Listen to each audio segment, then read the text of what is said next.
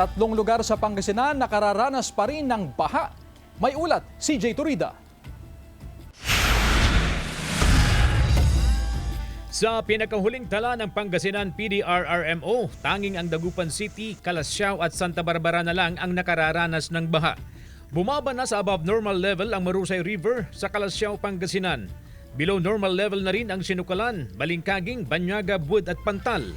Sa tala ng PDRRMO, nasa 265 pamilya pa ang nananatili sa iba't ibang evacuation centers sa Dagupan at Calasiao. 19 na barangay sa Calasiao ang nakararanas pa rin ng baha pero humuhupa na.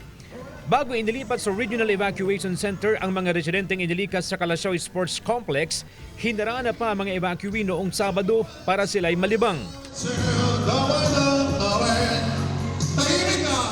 Dahil yung kanilang displacement, hindi lang kasi isang beses sunod-sunod siya kumbaga. Alam mo naman tayong mga Pilipino, talagang importante sa atin ang magkaroon ng social interaction. Sa pagbisita ng mga opisyal at kawani ng DSWD Regional Office 1 sa mga evacuee sa Calasiao noong Sabado, tiniyak ng ahensya na nasusunod ang mga evacuation strategy at natutugunan ang pangangailangan ng mga evacuee.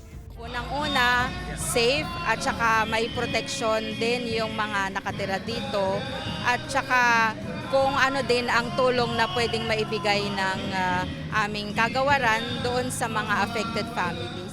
Samantala, nagsagawa na raw ng inspeksyon ang DPWH sa nasirang dike matapos makipag-ugnayan ang lokal na pamahalaan. Nasira ang bahagi ng dike dahil umano sa kalumaan. It's more of structural integrity kasi matagal na rin po eh. Kasi dike system na ginamit pa nila is gabion style. Alam naman po natin na yung integrity nun pag habang tumatagal nasisira din po. So dahil po sa ragasa ng malakas na tubig, tuluyan pong nasira po yung dike. Ina-assess pa ang halaga ng pinsala ng nasirang dike. Kasama si Henry Duminsil, CJ Torida, One North, Central Luzon.